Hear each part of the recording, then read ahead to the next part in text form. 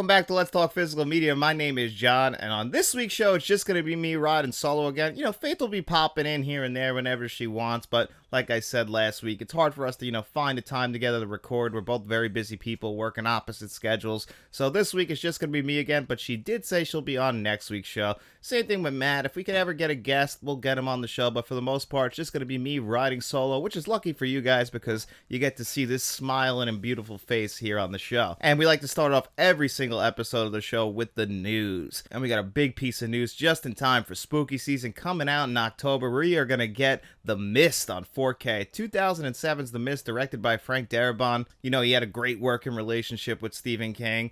And The Mist is probably one of his most memorable films, mainly because of that ending. The ending to that film, if you haven't seen it, you're going to get your socks knocked off with that one because it is one of the most shocking endings in film history. And originally, he wanted that film to be shot in black and white. I was talking with Shamrock this week, or aka David, and he told me that originally he wanted it released in black and white, but the studio didn't want to do that, Lionsgate, so they said, all right, we'll compromise, and on the DVD release, it got a black and white edition, and that's exactly what they're going to be doing here for the 4K release. Now, the 4K release does say that it's a 4-disc set. I'm not too sure if we're going to get the 4K version of it in black and white and in color, or if we're just going to get the colored version in 4K. I don't think they've announced that yet. I'm hoping that we get it loaded with special features. We get it in 4K in color, 4K in black and white, and then we get it in just on regular Blu-ray in black and white and color on there. So I'm hoping that it's a real collector's edition like they're promoting it to be, and it could be one of the best releases of the year. I'm really excited for this one. The Mist is one of the better 2000s horror films, and like I said, that ending, it'll blow you away. So I'm really excited that we're finally going to be getting that on 4K. It really came out of nowhere. I didn't expect them to announce that this week. And speaking of horror, one of the horror films that has taken the world by storm, and I still haven't seen it yet, is Talk to Me. And that movie is going to be coming to 4K as well, and that's going to be, I believe, October 17th, 2023. So I'm just going to wait to see it on that 4K release.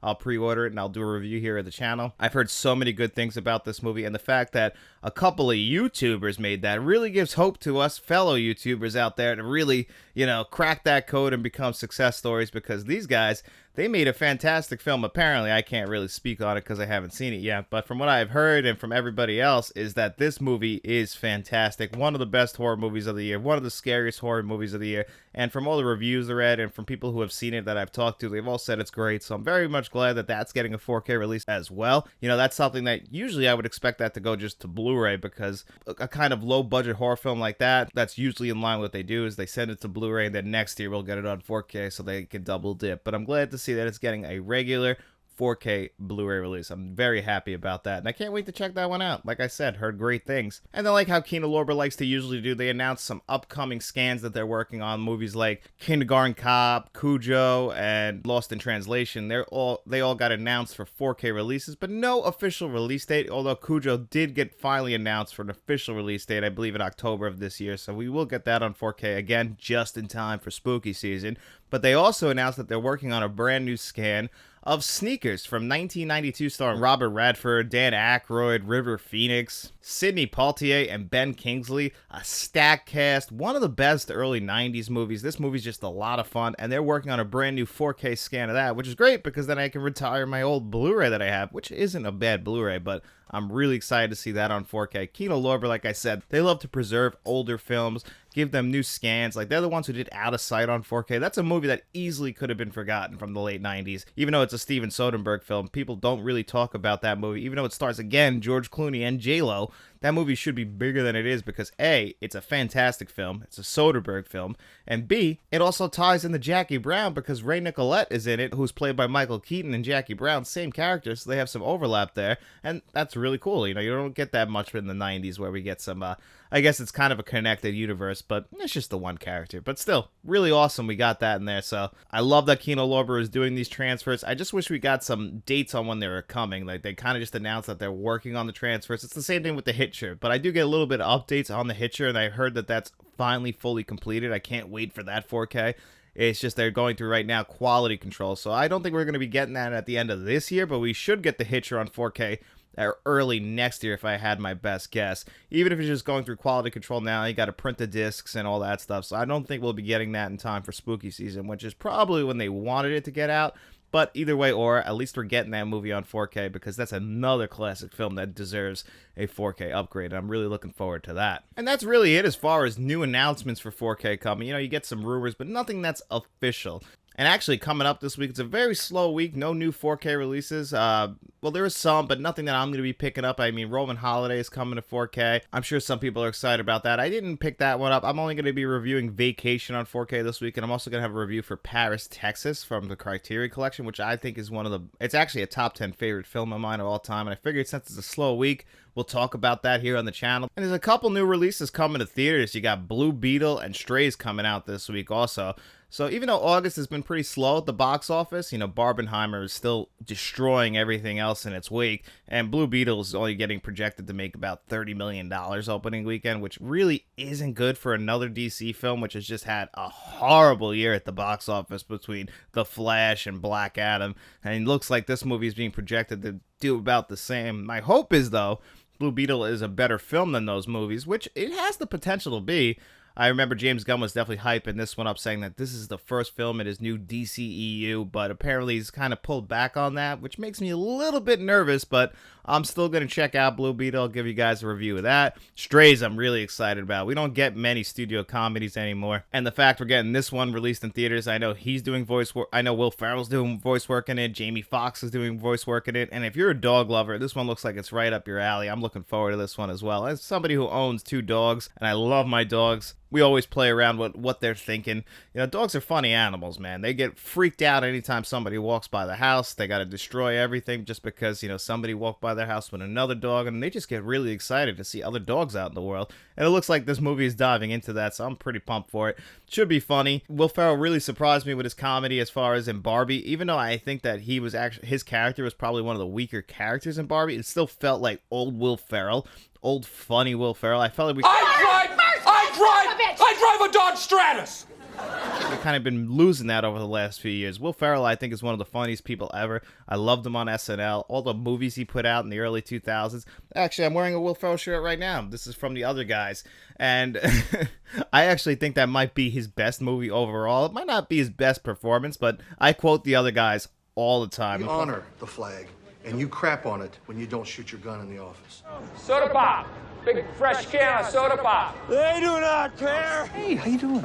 What are you doing here? Are you here for the bath mats? And plus, it's got Michael Keaton in it, and you guys know how I feel about Michael Keaton. The guy's a god, and he's one of the most underrated actors ever. Plus, he's Batman. So we actually got a good amount of questions this week, and some related right to 4Ks, and we're going to dive into those questions right now. And this one is from Stuart George, and Stuart George actually has his own YouTube channel you guys should check out. He does unboxings over there and reviews, so check him out. He does good work. I really am enjoying what he's doing, and he's been a long-time supporter of this channel, so he asked us a question, and we're going to start off with his question this week, and he asked, any tips for collectors running out of storage space for physical media? P.S. Don't say don't buy no more. No, I would never recommend, Stuart, that you don't buy more. You should always be buying movies and supporting physical media. I'm not against that, unless you don't have the money, and then I completely understand. Save your money, you know.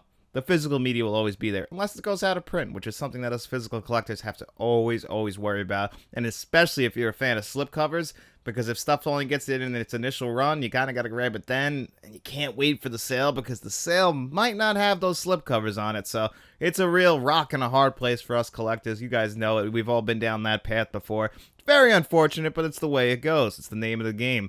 But if you're trying to save space, and actually this is funny because I literally just went through this, I'm working on my entire movie collection video. So while I was filming that video, I cleansed my entire collection, and I was going through everything that I feel like I'm not going to ever watch again, and I pulled off all of my doubles. So that would be my recommendation. Take out all the doubles that you feel like you're never going to watch again. I know that it's tough decisions as far as like packaging goes. I mean, I had a nice Home Alone steelbook. I didn't want to let it go, but you know, unfortunately, I have Home Alone on 4K. I'm never going to watch that. So even though I do appreciate the artwork on it, and I did keep some of my steelbooks that are doubles just because I love them so much, but if I really feel like there's never going to get any use out of it, I pulled it off my shelf and I put it in my doubles pile, and eventually actually we're going to be doing like a sort of a live giveaway here on the channel for that. So if you guys are interested in that, we'll eventually talk about that and doing it more. But I pulled all of my doubles off, and then I also pulled off movies I feel like I'm not gonna watch again. I have about 1,000 films here, and I had a ton of doubles, and I also had a ton of movies that I only really bought to watch, and I was hoping I would rewatch them, like new releases coming out. Big one for me was Foxcatcher.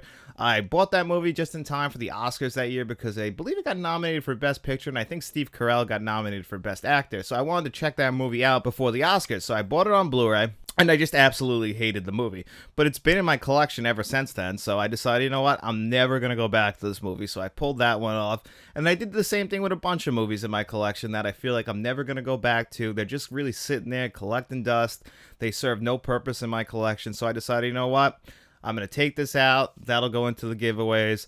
I don't really need to hold on to this because they don't really serve any purpose here on my shelf because I'm not going to go back to them. Now, of course, when you have these many movies, the chances of you rewatching every single one of them again are slim to none. I don't think any of us have that much time. There's hundreds of thousands of hours, I'm sure, on the shelf here just because of all the extras and everything like that. Especially if you're working and you have a full-time job, you really probably can only fit in maybe one movie a day. That's what I try to go for, is one movie a day. On the weekends, I might get a little bit more, but if I'm editing or filming, I don't really have time to put a movie on, and I'm really bad at multitasking. Like, I can't have like the extras running in the background behind me while I'm editing because I have to focus on editing. But everyone else might not have that problem, so maybe you get to put a movie on in the background while you're doing all this stuff. I can't do that. I like to be fully committed and invested in something. So if I'm editing, I'm invested in editing. If I'm watching a movie, I'm invested in that film, and that's really it. It's just my brain just can't really handle that.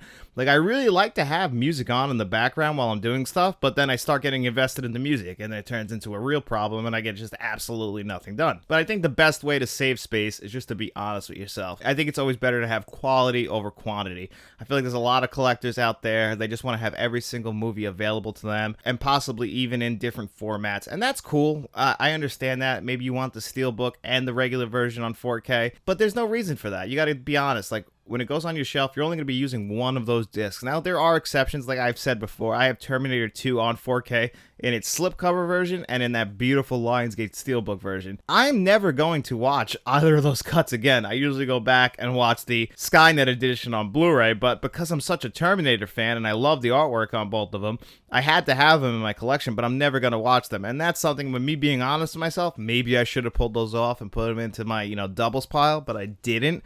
But you got to be honest with yourself and with your space. What are you going to go back to? I feel like you should always go for the movies you're going to watch. If you don't like a movie, there's no really reason for it to be in your collection. Your collection should be curated to you and the movies that you like. My collection for me is only really filled with movies that I like, or some movies in there that my wife likes, but for the most part, it's only movies that I'm going to run back to. I don't feel the need to have 10,000 movies if I'm not going to watch 10,000 movies. For me, the movies are the juice. The disc itself is really what gets me in the door. The packaging is really just a bonus. I love beautiful packaging. I love artwork. I used to be sold on that when I used to go to Blockbuster back in the day, so that was a huge deal for me. But now, as long as the disc is good, I can get over poor packaging. I'll take points off of my final score if you half-ass it, but it's not something that sells me on it. If the 4K disc is good enough, that I'm walking away happy. And as long as you include some extras, because if you just give me a bare bones package, now we have a serious problem. I just want to have the best version of the film possible on my shelf, and that's how I curate my collection personally. So Stuart, that was a great question. Thank you so much, and I hope I helped. I hope I gave you guys some good advice how to, clean up your collection as far as saving space, because eventually we're all going to run out of space. I'm looking at my shelf right now. I only have 2 empty shelves completely right now, and the rest of them are almost full. So eventually in the next year or two, I'm going to run out of space, and I don't know what I'm going to do. And I just cleansed the collection. So I guess next year we're going to have some more tough decisions to make. So again, thanks, Stuart. Let's move on to the next question. And this one is from Tell 'em Freddy sent you. Alien 1978 in 4K. Is it a good transfer or no? Thinking about buying it. Well, I got Alien right here on 4K, and buddy, it is a beautiful transfer. There's actually a review for this 4K and the Dr. Sleep 4K together here on the channel, but it's a very old video. It came out last year, while we were still getting our footing together. You could check it out if you want my full thoughts on it. I don't know if I had the right vocabulary yet, but hey, it's somewhere here on the channel. You can go look for it. I just rewatched this about 2 months ago. I watched Alien 3 for a David Fincher video, and I figured, hey, I'm in the mood. I'm going to go back and watch Alien. And this is a beautiful 4K. So it was put out by 20th Century Fox, actually before the Disney merger, so we got lucky because if you guys know, Aliens is stuck in basically 4K hell because Disney bought 20th Century Fox or 20th Century Films now, so they're holding on to that, and supposedly the transfer is done for that movie, but they just refuse to release it, and that's just a rumor. It's like the same thing with Fight Club. But I have it here. And I got a really nice slipcover on it. I really like this. I don't know if you could tell on camera. It's like a lenticular slipcover as far as like in the Alien font. And even on the side, it's got that. You go underneath, you get the same box work. You get the same box art. It's a 2-disc set, so you get it on Blu-ray and in 4K. Plenty of extras. I also like how on the Blu-ray, they kind of, instead of using blue, they use green.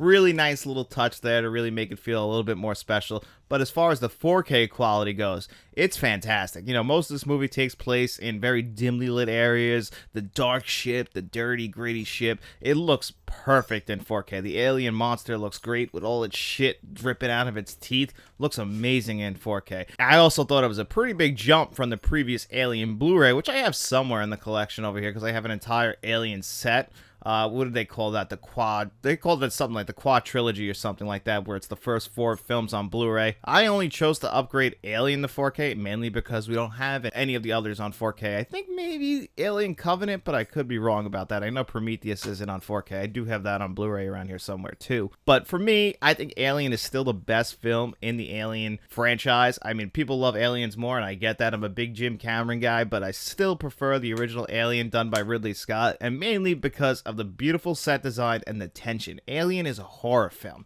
You know, it's really just a monster hunting. That's it. Once we get to aliens, it's a ton of them. You know, it turns into more of an action movie, whereas this one is a sci-fi horror movie. And it really sets up Ridley so well. We don't even realize that she is the lead in this movie until about halfway through. At first, we think it's Tom Skerritt. Like, they really set him up to be the lead in this film. But, you know, we know what happens to him throughout the film, and then it really just ends up with Ripley by the end. Ripley the cat and the alien.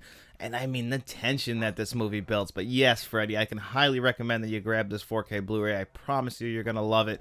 Doesn't need any touch-ups. It's not a perfect 4K. If they went back and rescanned it, Disney has the rights to that, so that's absolutely not going to happen. But if they do ever go back, I'd be a huge fan of that. I would grab that again. I think it's definitely worth it for the price that they're charging. I'm not too sure what it's going for right now, but whatever it is, if it's under 20 bucks, I think it would be a steal. And then our next question, very similar question, is from @PlanetBaser, and he wrote, how good/rare is the original Predator in 4K and Blu-ray? I got it for $11 at Walmart in the clearance bin, and I don't know whether it's a score or not. Well, I actually have that same 4K Blu-ray right here, and I think the reason why you were able to get it for so cheap is because it's been out for a few years, and also there's a rumor going around that Prey is going to be coming to 4K. Prey is the most recent Predator film, and this 4K came out along with a nice I don't remember how many films it was, 4K collection, and that's really cheap right now as well, where you can get all the movies on 4K. Now, I only have Predator on 4K, and then I have the rest of them in this Blu-ray set. I'm not a big fan of the rest of the sequels. I also have the Predator on 4K that Matt gave me on steelbook.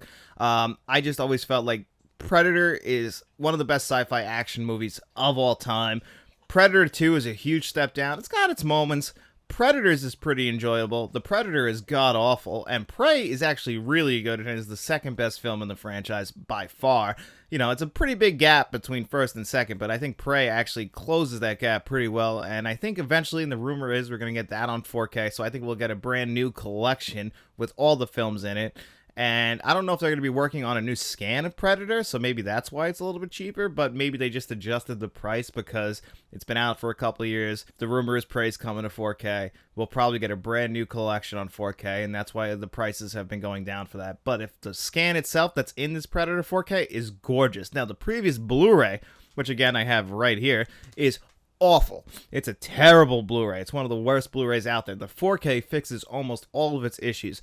The 4K itself, not the best 4K ever, but it's a really, really, really damn good 4K, and $11 is honestly a steal for it. I think I spent like $23 when I bought this on 4K, and I was ecstatic about it. It really does just clean everything up. The resolution increases so much.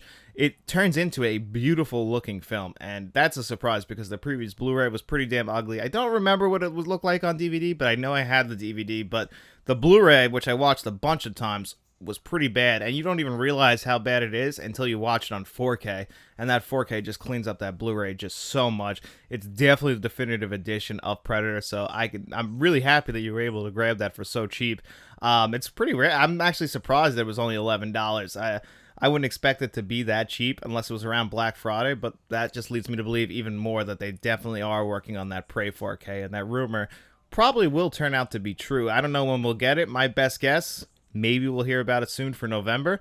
Feels like a November kind of a release in my opinion. So that was a great question, Planet Bazar. I really appreciate that. I love being asked about doing some reviews, some short reviews here in the on the podcast. I appreciate that so much. Thank you very much, buddy. And now we're going to get into the Kevin L portion of the show where he asks us a bunch of questions, and I'm going to answer all those right now. And the first one is, how would he reboot the Star Wars franchise? Well, if I was rebooting the franchise, I would say go back to the Knights of the Old Republic. If you guys remember the Knights of the Old Republic video games, now there's been rumors that that's what the next film adaptations are going to be, but if you go back to that and you have no connection to Luke and Leia and the whole Skywalker saga, I think we got to get away from that. I mean, they've been doing that with other shows. I mean, Andor is tied into the Skywalker saga, but it doesn't feel like it. It kind of feels like its own entity. So really, I feel like you got to try and just pull back. You have this whole galaxy far, far away that you could work with, and we're only really concentrating on the melodrama between the Skywalker characters and everybody that surrounds them. So I really think it would be cool if they just kind of got away from that, maybe go back 1,000 years and look at what the Sith and the Jedi were doing then. Did they exist? Did they not? I'm not somebody who goes and reads into the lore of Star Wars, and I know I'm a film fan first. I'm not a big comic book guy. I'm not really into fan fiction. I'm not even into things that aren't canon. It's just personal preference. I don't have enough time in the day to go in and look into all of that stuff, even though I do love Star Wars.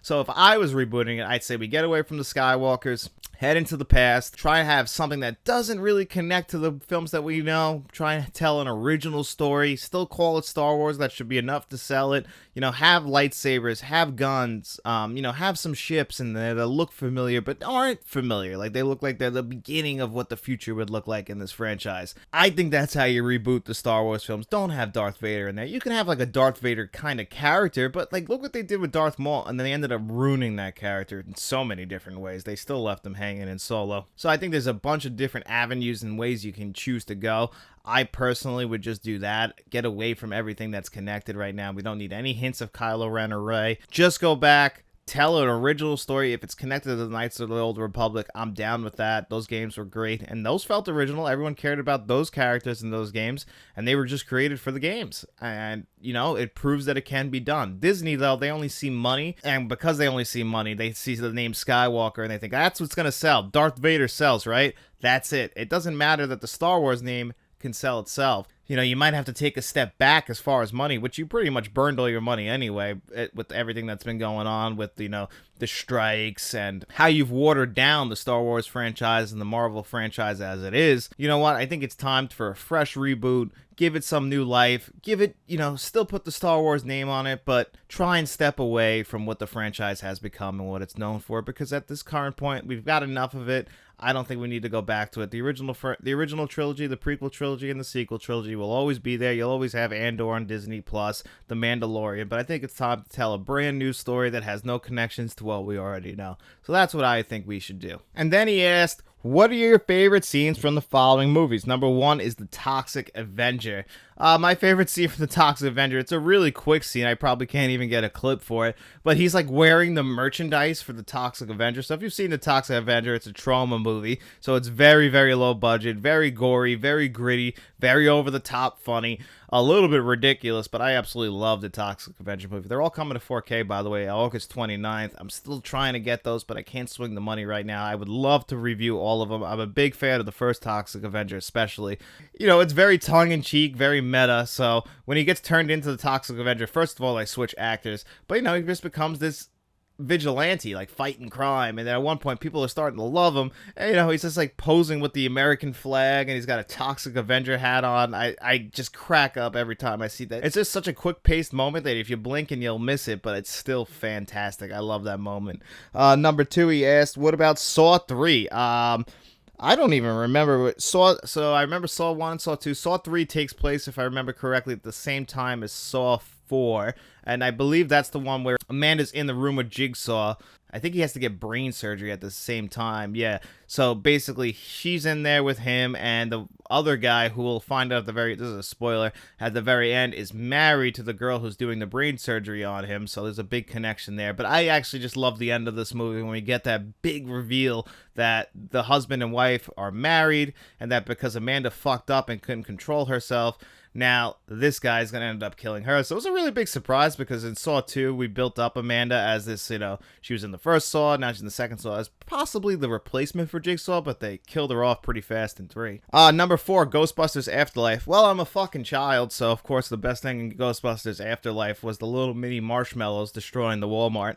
I thought that was hysterical. They're killing each other, they're burning each other, they're making s'mores out of each other.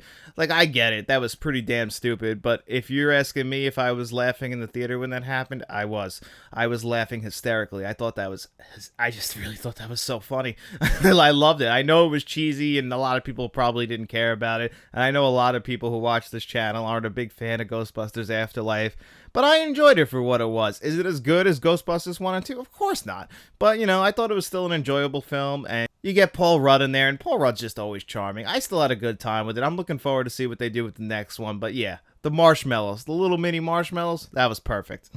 And Batman Forever. Wow, that's actually tough, because I do really love Batman Forever. My favorite scene in Batman Forever, though, I think there's like a montage in the middle that has Tommy Lee Jones and Jim Carrey's Two-Face and Joker like going around like robbing places. I think at one point they're in a jewelry store and just robbing everything. They're looking at the diamonds. It's also kind of intertwined with, Jim Carrey's Edward Nygma's box that they're putting on top of the TV and everything. So I love that little montage that they have going on, just showing these guys being villains. Plus the movie is just so colorful and neon colored. Like, I do enjoy Batman Forever a lot. I just don't like Val Kilmer as Batman. That's the thing that takes me out of it. I think Val Kilmer is actually the worst Batman we've ever had. And if you ever saw the documentary Val, which is on Amazon Prime right now, he talks about the fact that he hated wearing the Batsuit so much he couldn't hear. And that's the reason why a lot of his dialogue is delivered the way it is because he couldn't hear anyone. So he was just really doing his lines. And that's why there's no emotion behind it. And I always felt like that was the biggest flaw. Like, I've heard people say George Clooney's the worst. George Clooney ain't great.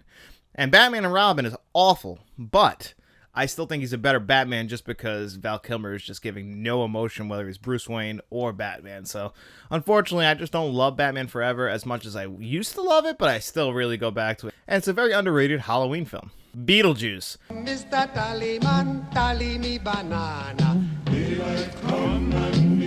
When they're all singing Deo at the table and they're all possessed. First of all, that scene is just so entertaining, but also just think about what the actors had to go through for that. They have to put the shock on their face like they don't understand why their body is being possessed while they're all dancing and everything around the table. They all have to do this choreographed dance, but their facial expressions don't match their body. And this scene is fantastic. It's obviously the best scene in this film, and it doesn't even feature Beetlejuice. It's just, Catherine O'Hara and everybody else at the table doing this whole little number. That's what I mean. Like, I'm not a big fan of musicals, but this scene is fantastic. This is a top 50 movie scene of all time, and it's easily obviously Tim Burton's number 1 or 2 best film ever, because Beetlejuice is a stone cold classic. But that is the best scene in Beetlejuice. Return to the Living Dead. Now, this one is tough, but I'm going to have to go with the scene where the cops are first showing up and they get attacked by the zombies, and the zombie grabs the microphone. Send more cops. That is great. Like, you really see the scope of this movie, because for the most part, this is a very contained, small movie. But I love what they do here, how much zombies are on screen, how many cops are on screen. And again, leaning into the tongue-in-cheek nature of this movie, the funniness of it, works perfectly in that scene. And that's my favorite scene from Return of the Living Dead, which I still say is the best zombie film of all time. Star Wars Return of the Jedi. Wow, that one is not my favorite of the Star Wars original trilogy, mainly because of the Ewoks. But my favorite scene in that movie is probably the whole first third of the movie when they're at Jabba's palace. Everything leading up to the pit that what's-his-name falls into, Boba Fett and everything like that. Everything leading up to that moment is pretty much perfect, the best part of the movie. I actually wish that the whole movie was like that. I just love that now Luke has become this fully trained Jedi. We get to see him at his full strength. That's why people were so happy when he showed back up on The Mandalorian and the Book of Boba Fett. And that's the Luke that we got in those movies. So I really absolutely love that scene. I mean, it's more than one scene, I think, but that whole first third of Return of the Jedi, that's my favorite part of it. And then It Chapter 2. It Chapter 2 is definitely not as good as the first It, but It Chapter 2 does have its moments. In the first third of the movie, when they're sitting at the Chinese restaurant reminiscing about everything that happened in their childhood, that leads up to, you know, the scene with the adult actors and matching up to the kid actors from the first one. You see how well the movie It Chapter 2 was cast. They didn't stick the landing, but I don't think you could stick the landing for that book. I just think it's impossible. The It 1990 miniseries had the exact same problem. This one did it way better than that. We didn't have a gigantic prosthetic fucking spider that looks stupid as hell in this one, but we still got... you know, I get it, but I just didn't love the very ending of It Chapter 2. If you guys haven't seen it, I'm not going to spoil it here, but it just doesn't stick the landing. But I did like seeing them all as a group, seeing all the adult actors basically trying to do what the children actors did in the first movie, and the kid actors in this movie, you know, they bring them back and de-age them, and that's really just because people were so connected to the first It movie that they wanted to see it again. But I think that they really just should have stuck with the adult actors, not had the kid actors in there, and I think you would have got a better film. And then Drive. So Drive is actually a fantastic film. I love the score to this movie and the soundtrack to this movie. Ryan Gosling is perfect and it's this like just silent, menacing killer. And the best scene in this movie is the elevator scene. If you haven't seen it, I'm not going to spoil it because I feel like this is a very underseen film in general. It's got a really nice second sight 4K Blu-ray release that I wish I had because I'm still just holding on to my old Blu-ray. But I remember people being really disappointed with this movie when it first came out because the trailers didn't match the film. They didn't know what they were going into. This is a real like neo-noir, dark story. Even Albert Brooks is in this movie and he is not funny. He's scary as shit. I think Bryan Cranston pops up in this one as well. Really good movie if you haven't seen Drive. The director's follow-ups... more miss than hit in my opinion, but we'll always have Drive, and it just shows the range of Ryan Gosling. The guy who's in Barbie is in this movie doing the exact opposite thing that he would do in Barbie. And the next question is, how would you rank the following scores? Halloween, Batman 1989, The Exorcist, Lord of the Rings, Star Wars, Jaws, E.T., Jurassic Park, and Indiana Jones. Well, number one, I'm going to have to put Batman 1989, Danny Elfman's iconic score. I listen to the score all the time. It's from one of my favorite movies ever made. I think it moves the movie along perfectly. Danny Elfman and Tim Burton had a great working relationship. It's really funny. I think the only score that Danny Elfman didn't do for him was Ed Wood, but the guy who did the score for Ed Wood sounds very much like a Danny Elfman score, so I always thought that was pretty funny. And number two is going to be John Williams' E.T. That is my favorite John Williams score. Easily the best that he's ever done, in my opinion, and I really think that there's a thing on YouTube where you can watch the end of E.T. without John Williams' score, and if you want to ever see how important the score to that film is, go watch that scene. And then at number three, I'm going to put Star Wars. I assume you're talking about A New Hope, but if you're talking overall, I'm going to go with the original trilogy because A New Hope is scored great, and he actually did that score the same year as he did Close Encounters of the Third Kind, which is really incredible. He worked with Spielberg and George Lucas at the exact same time, the exact same year, and gave us two iconic scores. Star Wars the score kind of gets a lot better once we get to The Empire Strikes Back, because I think that's the first time we get, the Darth Vader theme. I think that might even be the first time we get the Imperial March. I could be wrong on that, so don't quote me on it. But I really think that any way you spin it, it's still perfect, the Star Wars score. It's iconic. When you hear it, you know it. They even use it in other movies, like Ferris Bueller's Day Off, which I still don't know how they did that, but it's really funny. And number four, I'd put The Exorcist. The theme to The Exorcist is just iconic. It was my ringtone for a long time. It's scary as hell. You hear it, you know it. And it really makes that movie just perfect. And we just recently lost William Friedkin, so it's really sad. R.I.P. to him. He did more than just The Exorcist. I just rewatched Cruising last night, and if you haven't seen Cruising, check it out. You might like it. Crazy ending, by the way. And just a good movie, though. And number five, I'm going to put Jurassic Park because I think that John Williams' best piece of music he's ever conducted is in this film. When they first see the dinosaurs and, Sam Neill's hands shaking and he turns Laura Dern's head to look at it and the score's just kicking in, I mean, that will bring that'll bring tears to your eyes. You'll feel that chill up your spine. You'll have goosebumps on your arms. The hair will be raised. I mean, and that's just the score doing all the heavy lifting. Yes, the CGI is amazing. Steven Spielberg's direction is amazing, but the score is what's getting you there.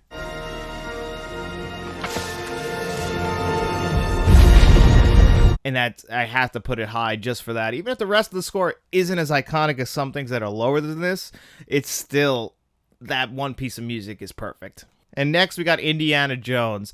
And every single Indiana Jones film has had different scores. John Williams doesn't like to go back and listen to his previous scores. Like Jaws 2 is nothing like Jaws 1. It's the same thing with the Indiana Jones movies.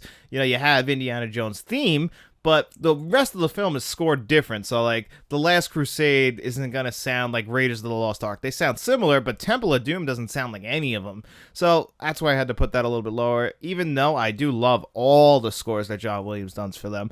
And then after that, I got Halloween. Halloween, John Carpenter scored that film, and it is done great. John Carpenter easily could have just made scores for movies, and that could have just been it, because he pretty much scored all of his films, or at least helped out on them, even helped out with the more recent Halloween films with his son and somebody else. So John Williams definitely knows the thing about music, knows the thing about directing. You know, he liked to make his movies on a very low budget. Him and the guys he liked to work with, they made these movies. They all worked together, made them all work at a very low budget, and I absolutely love the Halloween score and the Halloween theme. Even the Halloween score from 2017 is really good if you haven't checked that one out. I listened to that one a lot. It's like almost like a modernized version of the original Halloween score.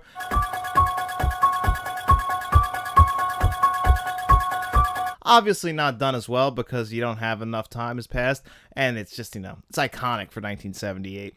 And then next up, I got Jaws. Jaws is a great score, has one of the most famous pieces of music ever in it. I'm just not a big fan of Jaws. I have a couple videos and podcasts on this channel about Jaws, so you can hear my full thoughts about it. But, you know, for me, Jaws is just not my kind of film. I appreciate the movie so much. It's Steven Spielberg, but I don't love it like other people love it. I wish I did. Maybe one day I will, but currently I don't, and the score unfortunately gets wrapped up in that. It's still so well done, though. I can't take anything away from John Williams. And then last is The Lord of the Rings. It's just because I don't have as much time with that score as all the rest of them on this list. I've only listened to it like on soundtrack like once, I think, and you know, obviously it helps the movies a lot, but I've never sat down really and just listened to the score to appreciate it, so I have to put it at last just for that reason. And our last question from Kevin Elm, the last question of the week, is what is your favorite movie that takes place in the following cities? Number one is Detroit, and that easily goes to RoboCop.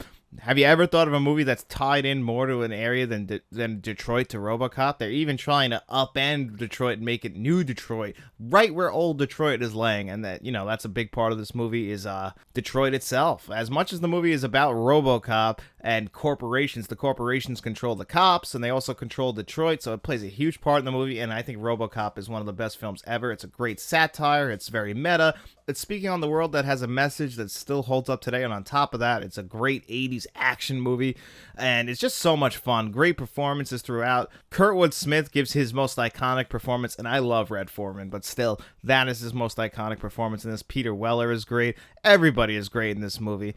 I just think that this is a fantastic film. It's one of my top 10 favorite films of all time. Great Arrow 4K Blu-ray out there if you haven't gotten a hold of that yet. And number two is L.A. And LA is really hard because how many movies take place in LA? A lot of them. I would say LA and New York have definitely the most amount of movies take place in those areas. LA mainly because they film in LA, so it's really easy just to go outside. But my favorite film ever takes place in LA, so it made answering this question very easily, and that would be The Terminator. The Terminator is obviously my favorite film of all time. It came out in 1984, and it actually makes LA look different. Yes, they have the site at the observatory where they overlook LA, and then most of the movie spends its time in like the gritty, dark areas of LA and back alleys.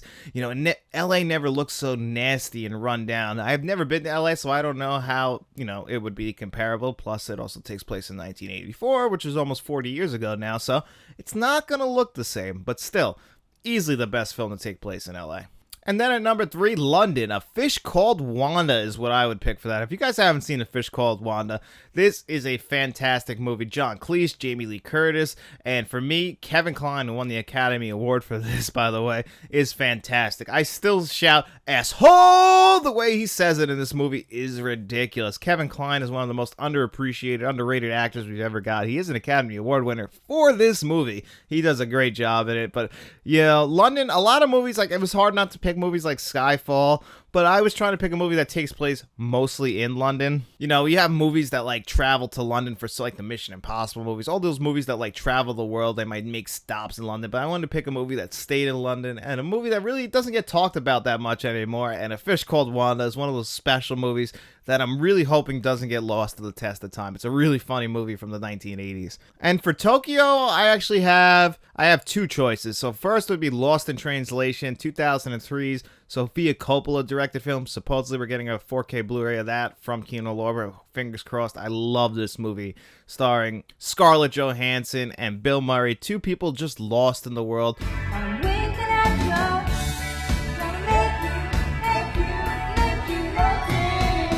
One of them is an actor, maybe past his prime, stuck in a city he doesn't know anything about. Scarlett Johansson's there with her husband, who doesn't give a shit about her, so she's just really lonely while he's there working. And the two of them form a friendship that doesn't involve in the sex or anything like that. They just want connection, and this movie tells such a beautiful story, has a great ending, and I love this movie, and never made Tokyo look better. And then I also had Akira, which is a fantastic 1980s anime film, one of the most famous anime films of all time. And, you know, that one's obviously dealing with New Tokyo, but still Tokyo, and I love that movie. It's still my favorite anime. It's either that or Ghost in the Shell. I go back and forth. They're both great. Probably Ghost in the Shell, if I'm being honest, though. I watch that one every year.